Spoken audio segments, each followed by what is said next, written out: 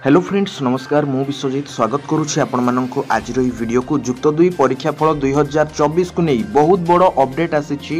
उच्च माध्यमिक शिक्षा परिषद तरफ युक्त 2 परीक्षा फल केबे प्रकाश पाइब सीएचएससी तरफ जहाँ सूचना रही मे 15 नुहे शेष सप्ताह युक्त 2 परीक्षा फल प्रकाश पाइब बोली सीएचएससी तरफ सूचना मिली तेबे संपूर्ण खबर कौन रही संपूर्ण अपडेट कौन रही वीडियो रे जानिबा वीडियो को एंड पर्यंत देखिबा सह चैनल को सब्सक्राइब करी निजर सांगसाथी मानक सहित यह वीडियो को शेयर करूँ भल लगे लाइक करूँ एंड लेट्स स्टार्ट। मे मास शेष सप्ताह युक्त 2 परीक्षा फल प्रकाश पाइब गोटे समय कला विज्ञान वाणिज्य और धंदामूलक विभागर फल बाहर जहाँकि पूर्व वीडियो मानकरे मु एक कथा को रिपीट करी केउं दिन बाहर से नहीं धार्य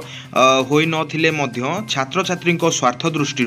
जून पूर्व फल प्रकाश करने को उच्च माध्यमिक शिक्षा परिषद बा council of higher secondary education पक्षरु पदक्षेप निया जायछि। पूर्वरु मे 15 सुधा फल प्रकाश करने को परिषद योजना रखिथिले मध्य ताहा सफल होई पारि नाही। दुईटी पर्याय अनुष्ठित उत्तर खाता मूल्यांकन रे विलंब सांगको साधारण निर्वाचन जोगु परीक्षा फल प्रस्तुति प्रभावित होइतिबा परिषदर जणे अधिकारी कहिसंती। इतिमध्यरे सीबीएसई और सीआईएसई बोर्ड अधीन विद्यालयर 10म और द्वादश श्रेणी परीक्षा फल प्रकाश पाइथिबारु सीएचएससी अधीनस्थ परीक्षार्थी माने वर्तमान चिंतारे पड़िछंती केबे परीक्षा फल प्रकाश पाइबो ताहाकु नै द्वंद्वरे थिबा बेले परिषदर अधिकारी जनक कहिसंती जे खाता मूल्यांकन ठीक भाबे होइछि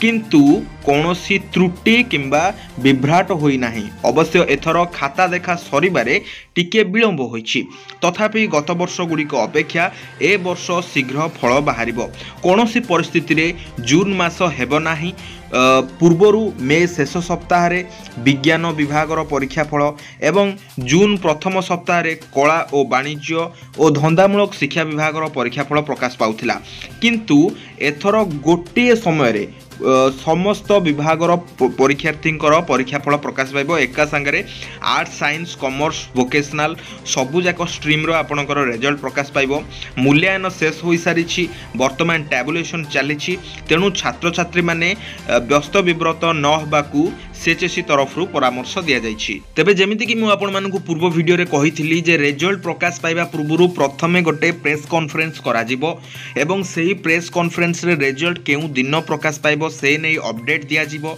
एवं सेही अपडेट दिया गला परे से जो डेट मिलिबो सेही डेट रे ही आपणकर रिजल्ट प्रकाश पाइबो। तेबे सीएचएससी तरफ जहाँ सूचना रही जे शेष सप्ताह रे मे मास शेष सप्ताह रे आपणकर